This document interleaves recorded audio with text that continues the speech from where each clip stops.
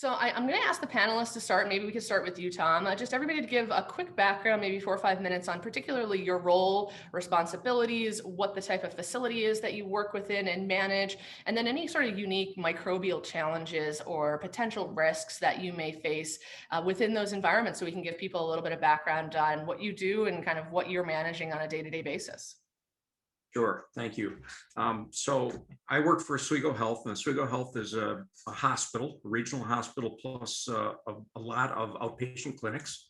My specific defined responsibilities, I have a lot of undefined responsibilities as well, is managing the real estate portfolio and all of the capital programs within the system. And so the particular challenges that we have are kind of twofold. Oswego Health is a sandwiched between large hospital systems in cities of Rochester and Syracuse. So we can't compete with the breadth and depth of services that some of those bigger facilities provide. But what we can do is we can provide a superior environment for our patients. So for example, we're employing the technology in the bathrooms of every one of our inpatient rooms that we're renovating right now. And the concern that we have is the tension between FTEs in the environmental services, and I'm sure everybody in the hospital environment can appreciate that, and keeping the place clean. So we're looking at using Vive technology and are using it as an insurance policy to go along with that tension of FTEs and the cleaning of the space. Thanks, Tom. Appreciate that. And are there particular areas within your healthcare facility that you've seen larger germ issues than others? Emergency department is probably the poster child. We have installed lighting in the trauma room and in the nurses station, so that because employee health is equally important to us. Yeah, great. Thank you, Tom. And we'll talk a little bit more about sort of how it plays a role within your competitiveness within the healthcare region that you're in, being more a local hospital. I'd love to have a little bit of a feedback from the group, how you've seen your stakeholders' mindsets change post-COVID as it relates to the patient experience, your staff. Tom, you've talked a little bit about that and how there's just a different sort of attitude now at this point in time in terms of people's comfort level with germs. There certainly are, and we have to address our employee concerns as much as we do patient and visitor concerns. And so that's part of the reason why we're employing this technology in patient areas as well as where employees work. And our plans are to roll out this technology across our system. For example, we have a project under design right now to renovate the main lobby of the hospital, and we're going to put this technology in the lobby of the hospital to try to, for lack of a better word, create a barrier of germs that may be coming into, or bacteria or whatever, coming into the hospital and getting it into the hospital outside of the waiting area. Have you had concerns raised, as awareness has increased, across your staff and patients as they're coming back into the facilities? Yes, there's a high degree of concern. So quite frankly, this is as much a marketing tool as it is a technology that actually works to reduce microbial substances. So it's very important to us, and that's why we're rolling it out as quickly as we can across our system. And obviously cost is always going to be something that's top of mind for our healthcare partners as they look at, we talked to a lot of them would love to use as many tools as possible, but we realize there are realities around budgets and how they can be rolled out and installed. Tom, you had a great perspective recently on how you thought about the ROI for investing in this type of technology. Right. So is there a premium cost to install this technology? Sure, but it's not significant. And if you look at it on a life cycle basis, the cost of one less hospital-acquired infection blows away any difference that you might have in the initial cost. So you've really got to look at this from a life cycle standpoint and from a patient and employee safety standpoint. Right. And the lifetime as well is something that, we've certainly discussed as it relates to the LED technology element of it. So I know that that was part of your consideration as well, correct? Correct. Correct. We know all of our healthcare providers have enough on their plates, with what they need to do. We want to take another thing off of their plate. And that's a great thing about LED technology to be able to do that. Tom, what were some of the characteristics as you looked across other types of technologies and tools that were important to you?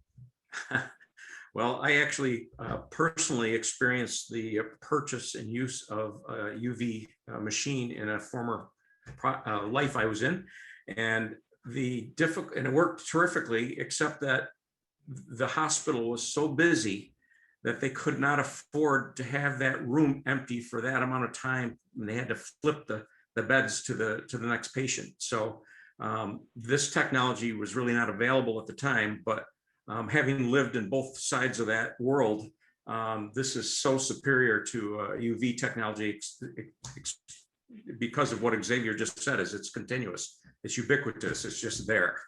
And so I don't know what they're doing today, but I can tell you that the investment that was made for that could probably put lights in 3/4 of the patient rooms. Well, thank you, Tom, for sharing that. I'd like to speak next about what the response has been from your stakeholders, really, but whether it be student athletes, Mike, and parents to doctors, staff, patients, and how that's played a role in the experience, whether it's the students or whether it's that patient experience, because I've heard from each of you essentially really great feedback as it relates to once you're communicating that message and these tools that you're using. Done as good a job as we can communicating what we're doing to the public. We just had a kind of a bit on the local TV station where they took a camera through the facility, and the reporter was so interested in the technology in the patient bathrooms that he personally did a little bit on that, and that's very useful to us. And patient safety is very important. We don't have doctors or practitioners that cover every single possible illness that somebody has, but what we can do is supply superior patient safety and a superior patient experience. And in fact, we were just awarded, we're in the top 5% for patient safety nationwide. So it's working, and this is just a piece of that. And how have the staff responded who are within those environments, who learn about it?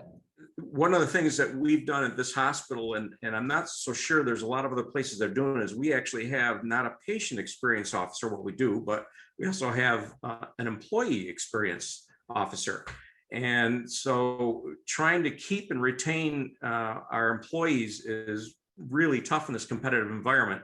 And their response to us doing this extra step for them has been very well received.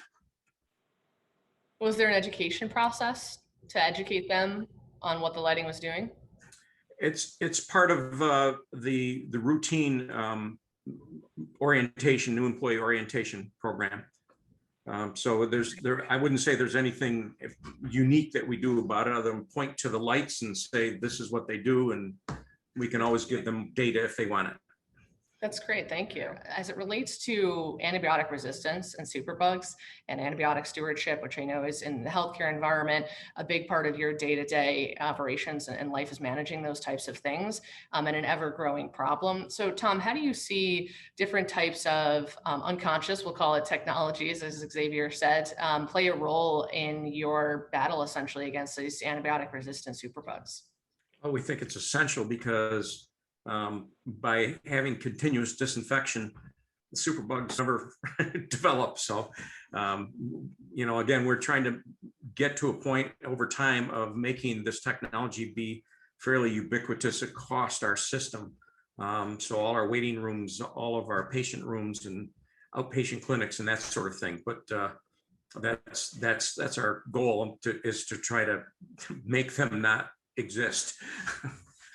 Right. So much of the challenge is the mutation, right? And these things taking hold. So not only is it kill the germs, but also prevent, right, the types of mutations and evolution. so that we never have to have an HAI become a community acquired infection that Mike then has to deal with, within his athletic facility as part of the ecosystem.